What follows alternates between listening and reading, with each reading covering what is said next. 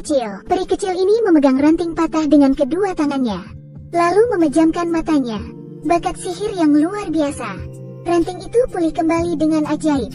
Dia memiliki wajah seperti malaikat, lengan yang perkasa, sayap seperti elang. Dia bernama Maleficent, malaikat penjaga hutan ini. Setiap hari dia terbang membanggakan sayapnya, membumbung tinggi di atas binatang mengagumkan. Dalam hutan Primor, sulit dibayangkan, peri kecil yang baik dan ceria menjadi penyihir yang menakutkan. Dia membunuh dengan tegas dan kejam. Hutan yang awalnya penuh semangat menjadi hutan yang penuh iblis. Dan perubahan Maleficent, semuanya berasal dari anak manusia. Pada hari itu, seorang anak laki-laki masuk ke dalam hutan, mencuri, dan tertangkap oleh para peri. Itulah pertama kalinya Maleficent bertemu manusia.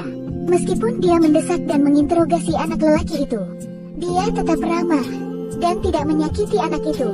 Setelah anak itu menyerahkan permata yang dicuri, Maleficent mengantarnya keluar dari hutan. Sebelum berpisah, anak lelaki itu menunjuk ke kastil dari kejauhan dan memberitahu Maleficent, meskipun dia masih anak yang malang, tapi suatu hari nanti dia akan tinggal di sana, menjadi seorang raja. Anak itu juga mengatakan bahwa orang tuanya telah meninggal. Dia satu-satunya yang tersisa. Maleficent merasakan hal yang sama setelah mendengarnya, karena dia juga yatim piatu. Dua anak yang kesepian, entah mengapa saling berempati. Ketika mereka berjabatan, Maleficent melepaskan genggamannya. Maleficent merasa terbakar oleh cincin yang dikenakan anak itu. Lalu dia memberitahu anak itu bahwa besi dapat membakar para peri. Setelah mengetahui hal itu, anak itu melepaskan cincinnya tanpa ragu dan membuangnya. Ketegasan anak lelaki itu membuat Maleficent tenang. Meskipun dia miskin, namun anak lelaki itu membuang cincinnya demi dia. Hal yang paling berharga. Hati Maleficent sangat tersentuh. Tidak hanya itu, pencuri kecil yang awalnya berencana mencuri permata mendapat sesuatu yang berharga. Sejak anak itu kembali menemui Maleficent, mereka berdua bermain dengan asik di hutan. Bermain bersama setiap hari. Kebencian antara manusia dan peri terhiraukan oleh mereka. Dari waktu ke waktu, persahabatan mereka berubah menjadi emosi yang lain. Pada hari ulang tahun Maleficent, anak lelaki itu menciumnya dan mengatakan padanya bahwa ini adalah ciuman cinta sejati. Namun apakah ini permasalahannya? Dalam sekejap mata, Maleficent tumbuh menjadi peri yang cantik dan kuat. Dia terbang tinggi dan melihat ke bawah dari langit. Dia bertanggung jawab melindungi hutan Mor. Tapi anak itu tumbuh terobsesi dengan mengejar kekuasaan dan tidak pernah datang menemui Maleficent lagi. Ciuman cinta sejati yang sebenarnya hanyalah sebuah kebohongan. Pada saat yang sama, Raja Manusia yang brutal karena mendambakan harta dan keindahan di hutan. Maka terjadilah perang di kerajaan Mor dan membunuh pasukan anjing raksasa. Lalu Maleficent bertarung sendirian, tanpa rasa gentar. Dia marah dan mencela pasukan manusia. Namun dia diejek oleh para prajurit. Sang raja memerintahkan prajuritnya untuk menyerang. Maleficent memanggil peri pohon raksasa, lalu memimpin dan menyerang prajurit.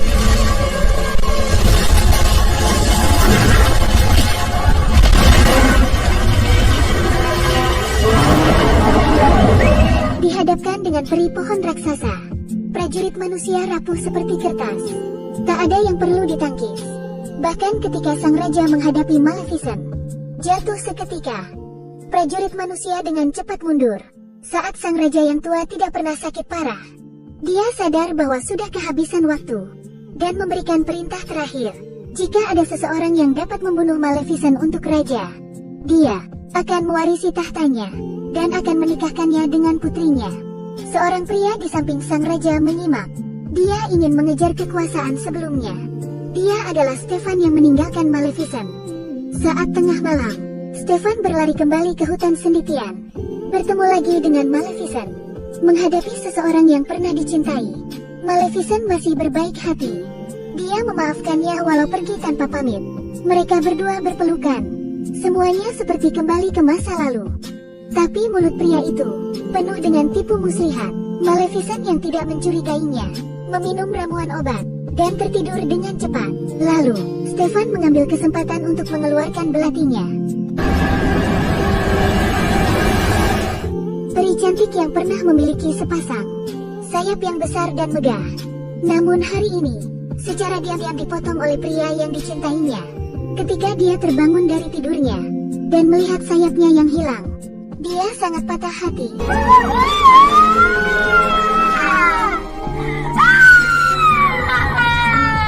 Maleficent meratap putus asa. Sakit fisiknya tidak sebanding dengan penipuan dan pengkhianatan kekasihnya. Dia benar-benar seperti jatuh ke dalam jurang. Untuk mencari tahu apa yang terjadi, Maleficent pergi dan bertemu seorang petani. Lalu dia menyelamatkan gagak yang terperangkap dan mengubahnya menjadi manusia. Gagak itu menjadi mata-mata Maleficent. Gagak terbang ke kastil kerajaan manusia dan melihat seorang pria berhasil naik tahta serta menikah dengan putri tertua sang raja.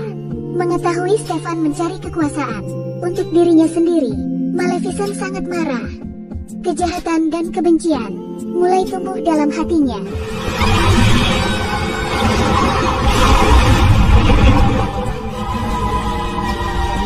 Maleficent berjalan dengan lantang kembali ke hutan dengan kegelapan hatinya dan membawa pasukannya ke sana. Kerajaan Mor tidak lagi seindah musim semi. Menjadi kerajaan tak bernyawa, Maleficent tidak membunuh manusia karena dia sedang menunggu kesempatan yang tepat untuk balas dendam. Hingga sebuah kabar baik datang dari sekumpulan gagak. Raja dan ratu itu melahirkan putri yang imut dan diadakan pesta ulang tahun yang besar. 3 peri datang untuk menyenangkan sang raja. Mereka berebut untuk mengirimkan berkat kepada putri. Tiba-tiba angin badai bertiup. Maleficent datang tanpa diundang, mengenakan jubah hitam dan tongkat sihir di tangannya. Auranya yang kuat mengejutkan semua orang. Kehadirannya di sini untuk membalas dendam sang raja. Namun dalam perjalanannya dia memilih putri kecil yang masih bayi. Dia memberi kutukan yang kejam pada ulang tahunnya yang ke-16.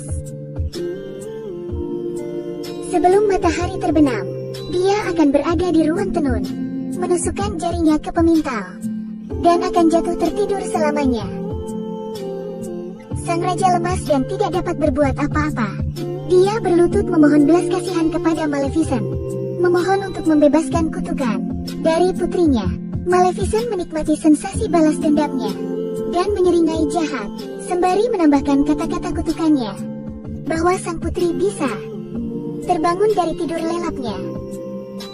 Namun untuk membangunkannya hanya berasal dari ciuman cinta sejati. Tentu saja, kalimat itu ditujukan kepada sang raja dan membiarkan selama hidupnya dalam kesalahan dan pengkhianatan. Untuk mencegah kutukan itu terjadi, raja memerintahkan untuk menyita semua alat pemintal di seluruh kerajaan, menghancurkan dan membakarnya, mengunci alat pemintal di penjara bawah tanah. Dia juga merahasiakannya dari sang putri. Sang raja mempercayakan putrinya pada 3 peri ajaib, membiarkan mereka pergi ke tempat rahasia dan bertumbuh dewasa.